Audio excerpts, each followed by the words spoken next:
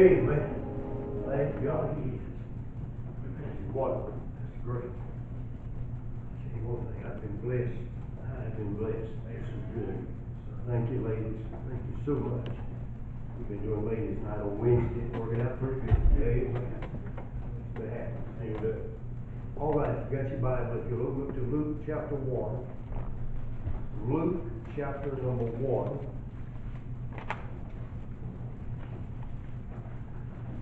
Luke chapter 1. If you were here last Wednesday, you remember we began our study on the Bible character of John the Baptist. And we began to study by looking at verses 5 through 7 here in the first chapter of the Gospel of Luke. Actually, the introductory deals with John's parents and the conditions surrounding his conception and his birth. Now in verse 5, just quickly, you remember we're told of the period in which John would make his entrance into this world.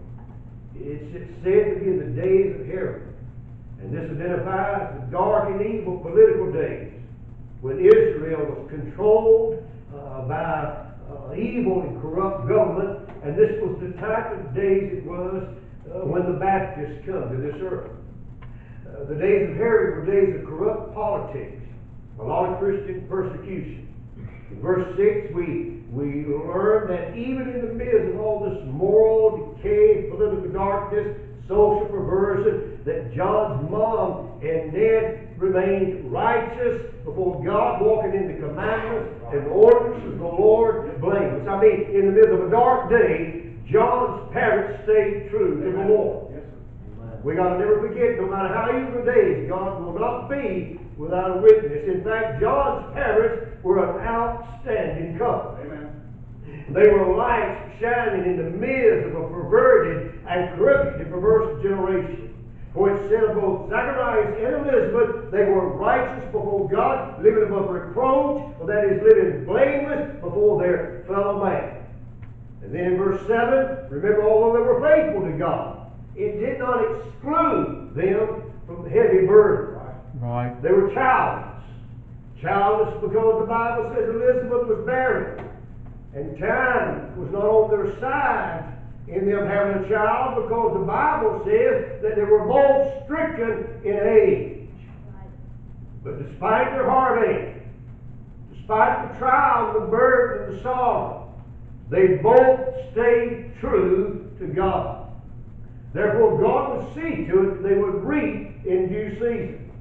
God's plan for Zacharias and Elizabeth was for them to bring the forerunner to his son into this world. Now, though the barrenness of Elizabeth and both her and Zacharias' age made this look humanly impossible, still, Zacharias and Elizabeth kept praying. And they kept believing with God all things are possible. Brings us to verse number 8 tonight in Luke chapter 1, where we'll center our study around this subject. Thy prayer is heard. Thy prayer is heard. In verse number 8 of Luke chapter 1, the Bible said that it came to pass that while he, this is Zacharias, executed the priest's office before God in the order of his course, according in verse 9 to the custom of the priest's office, his lot was to burn incense when he went into the temple of the Lord, or when it was his turn to do so. In verse 10, and the whole multitude of the people were praying without at the time of incense. Now, one of the allotted duties delegated to the many priests in the time of our text was to draw nigh the golden altar, which was before the veil of the temple.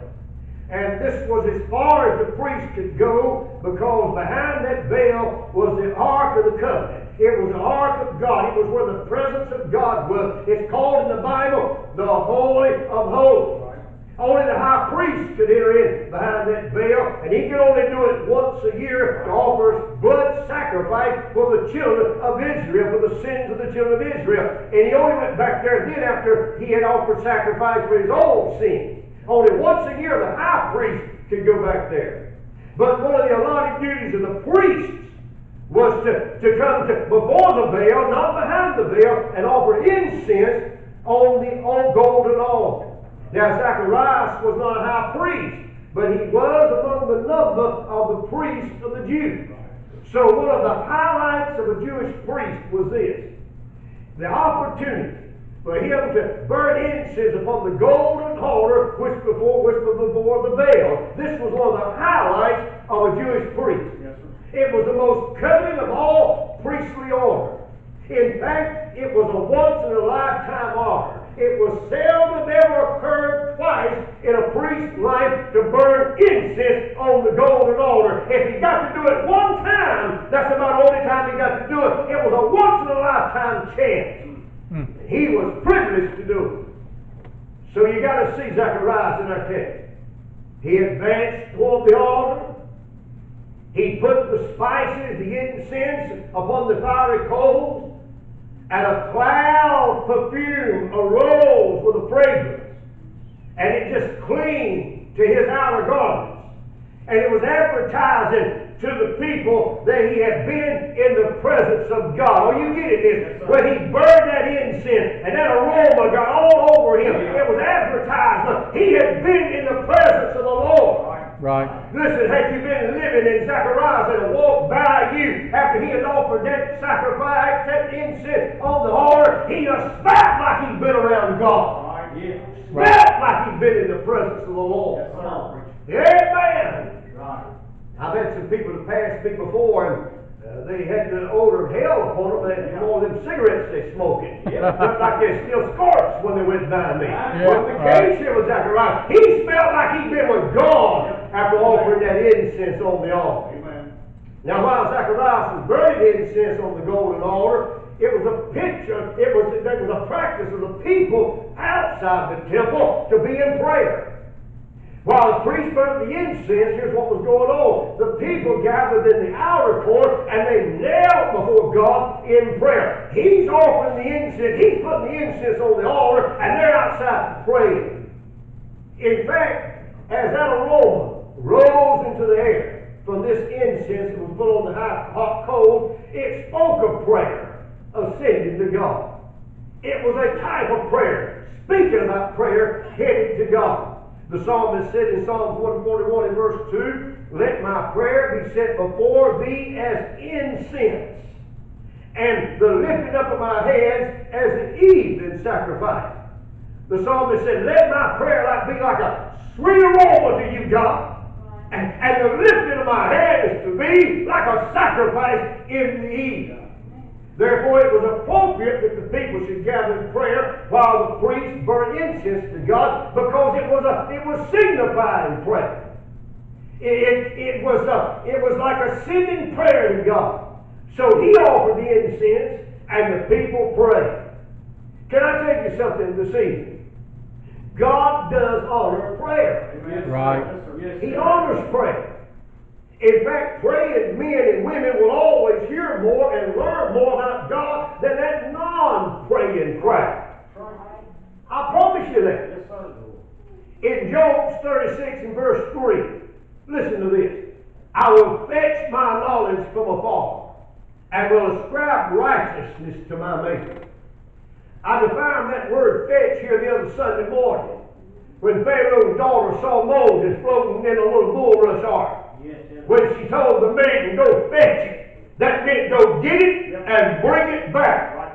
Well, in Job 36:3, it is said, "I will fetch my knowledge from afar." Listen to me. You fetch your knowledge by on your knees, praying to God. You're fetching it from afar. You go get it, and then you bring it back and share what God has shown you to the people. Yes, sir. Right. Amen. I've never been to a seminary. I've never even took online classes.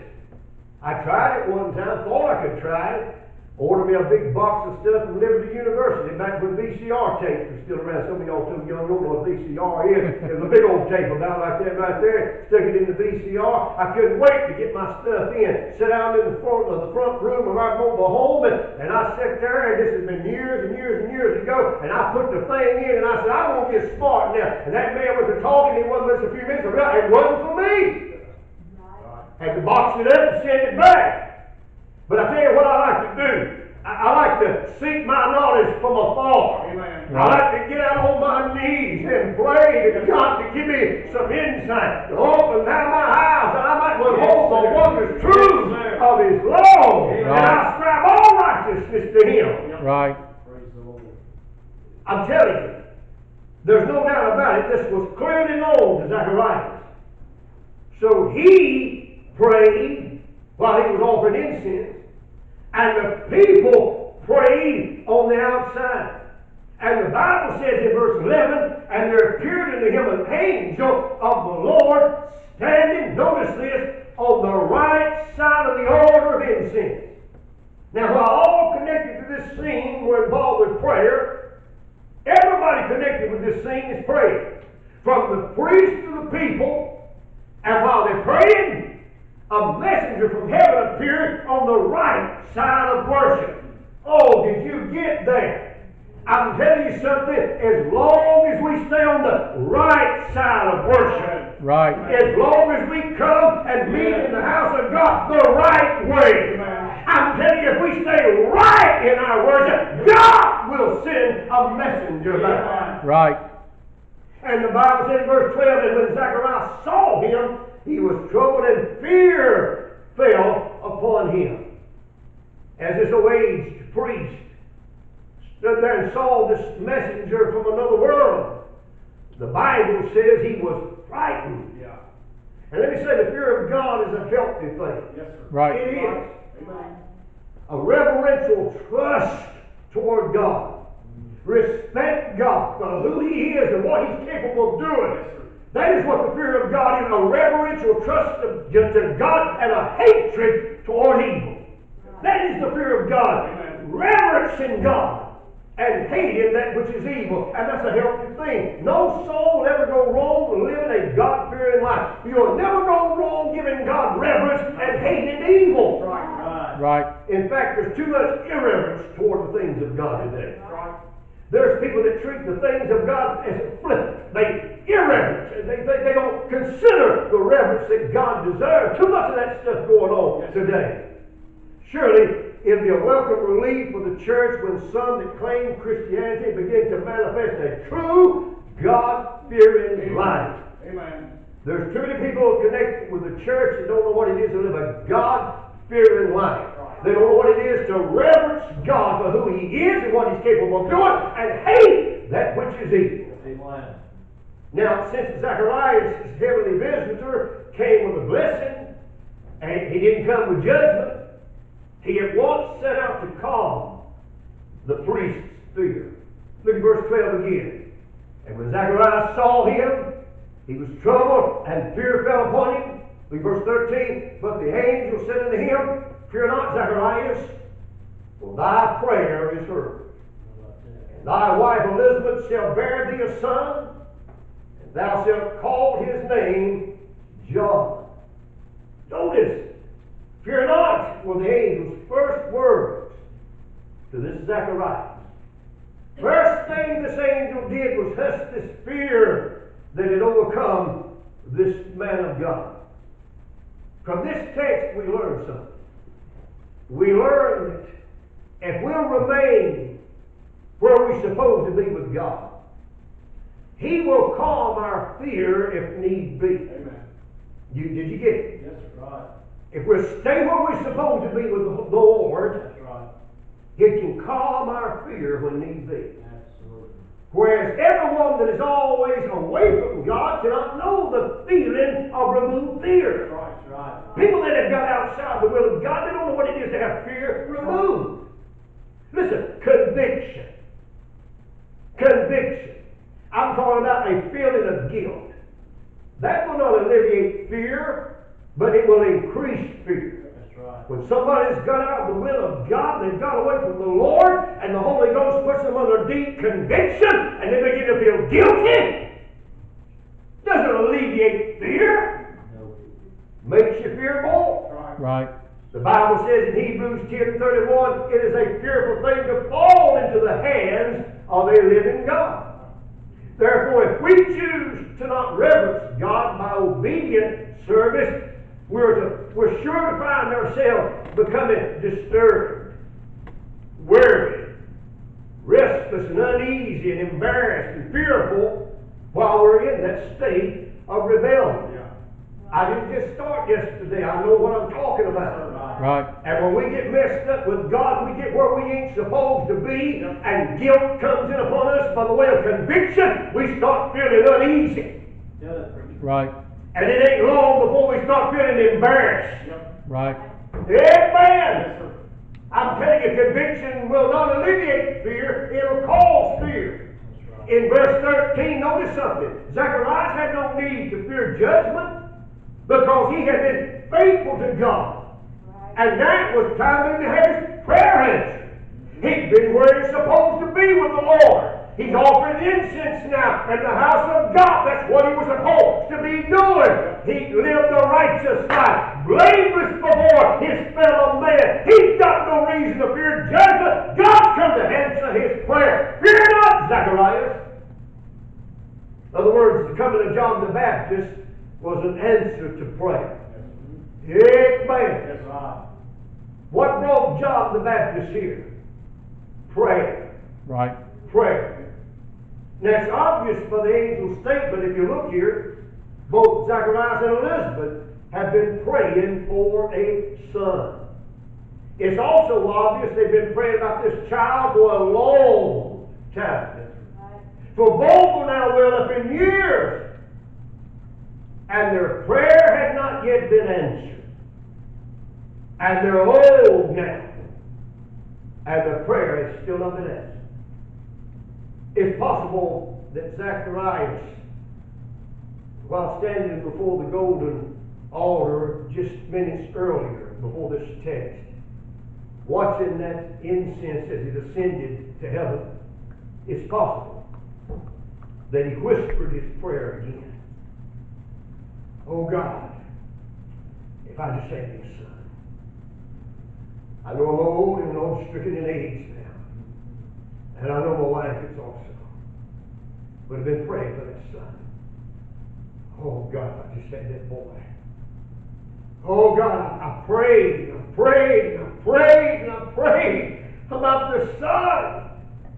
And I still haven't heard anything about it yet. So again, we must never forget that delay in having our prayer answered does not necessarily mean that we've been denied our request.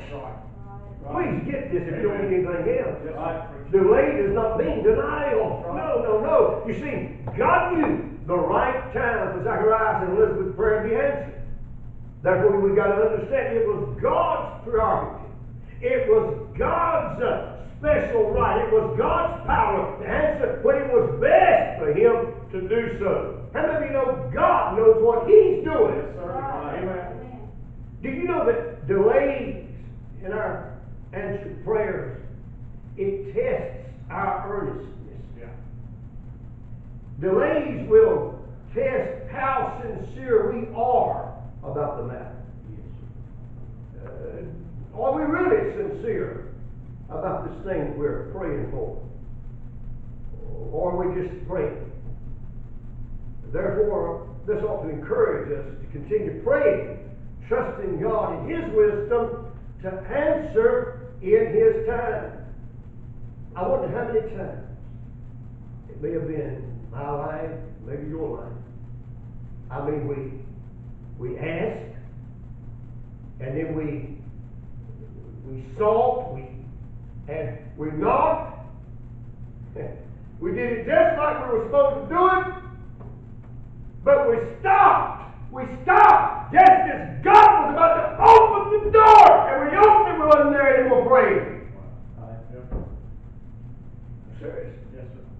You got a lost loved one you've been praying for, and he seems to be getting meaner and meaner and worse, and you about come to the point, I give up! No, don't give up! Amen. Right. Pray. Yes, sir. Right. Pray. You got that special need you've been talking to God about. Just you and God been talking about it. And it ain't been answered yet. And you're about ready to quit. No! Keep seeking. Keep asking. Keep knocking. Don't leave. He might just be before opening the door. Good. That's right. Oh, I'm telling you. Delayed answer to our prayers is often God's way of just keeping us acquainted with His power. Yes, sir. That's right. Many times, as in the case of this aged Zacharias and aged Elizabeth, God will delay an answer until all human hope and all human help is gone. For it's then that He can step in and work in such a way that you just appreciate His might and His power. I mean, everybody else is leaving. I mean, it's over. There's nothing else, humanly speaking, that can be done. I mean, everybody's giving up. And then God steps in. Amen. And when He steps in, He leaves it to be what He said. It has to be God. Nobody else can do it. Amen. Right. He operates that way. He operates that way. We also see that neither Zacharias or Elizabeth was allowed to name their son. Did you see that? Yeah. I mean, the angel informed Zacharias that heaven had already chose a name for his son. And that name was John. The name John has to do with God's grace. God shows grace.